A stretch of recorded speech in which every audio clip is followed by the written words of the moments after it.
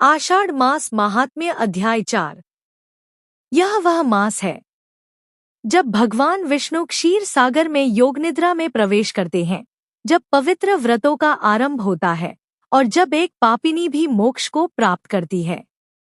यह है आषाढ़ मास की चमत्कारी महिमा। अध्याय 4 की दिव्य कथा। आषाढ़ मास भगवान विष्णु के शयन का मास, चातुर्मास की पवित्र शुरुआत और मोक्ष का मार्ग बताने वाला समय।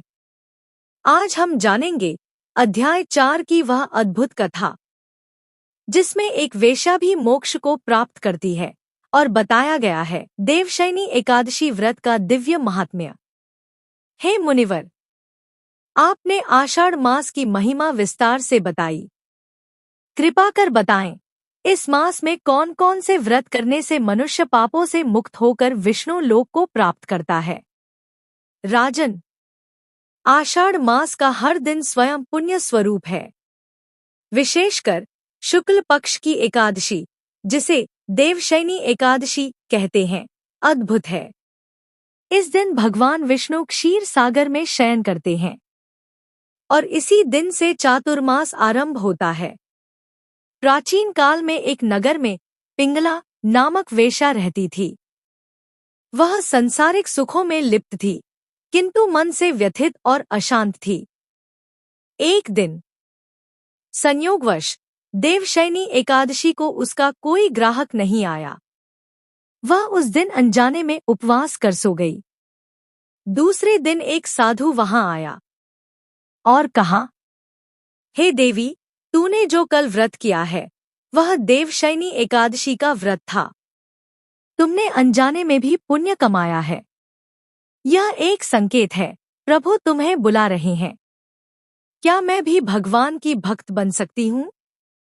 उस दिन के बाद पिंगला ने संसार का त्याग किया, साधुओं की सेवा की, हरि नाम लिया और अंत में विष्णुलोक को प्राप्त हुई। यह है एकादशी व्रत की प्रभावशाली महिमा। हे राजन, आषाढ़ मास में व्रत इस प्रकार करें। प्रातःकाल स्नान कर भगवान विष्णु का ध्यान करें। तुलसी, चंदन, शंख से पूजन करें। फलाहार करें या निर्जल उपवास। भजन, कीर्तन और सत्संग में मन लगाएं। चातुर्मास के 4 महीने संयम, ब्रह्मचर्य और सत्य का पालन करें।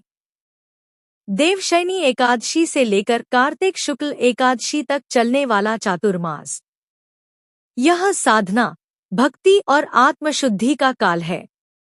भगवान विष्णु तब योग निद्रा में रहते हैं और भक्तों के व्रत पुण्य का संचय करते हैं।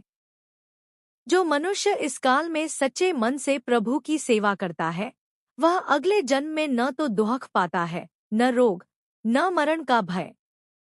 जो इस अध्याय को श्रद्धा से सुनता है, उसके कुल का उद्धार होता है, पितरों को गति मिलती है और अंत में उसे विष्णुलोक की प्राप्ति होती है।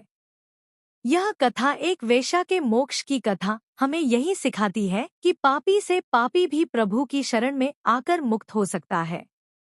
हरि नाम ही परम सत्य है। अगर आपको यह अध्याय प्रेरणादायक लगा तो इसे अवश्य अपने परिवार और मित्रों के साथ साझा करें। हमारे चैनल भक्ति सागर को सब्सक्राइब करें और अगला अध्याय सुनने के लिए जुड़े रहें। हरि ओम, श्री हरि ओम। नमो भगवते वासुदेवाय। जो श्रद्धा से इस कथा को सुनता है, उसका जीवन पुण्य से भर जाता है, पाप नष्ट हो जाते हैं और अंत में भगवान विष्णु का परम धाम प्राप्त होता है। यही है आषाढ़ मास की महिमा, जो हर हृदय को मोक्ष की ओर ले जाती है। हरि ओम, श्री हरि ओम। विष्णु चालीसा। दोहा। विष्णु सुनिए विनय सेवक की चितलाए, कीरत कुछ वर्णन करूं दीजय ज्ञान बताए। चौपाई। नमो विष्णु भगवान खरारी, कष्ट नशावन अखिल बिहारी। प्रबल जगत में शक्ति तुम्हारी, त्रिभुवन फैल रही उजियारी। सुंदर रूप मनोहर सूरत, सरल स्वभाव मोहनी मूरत।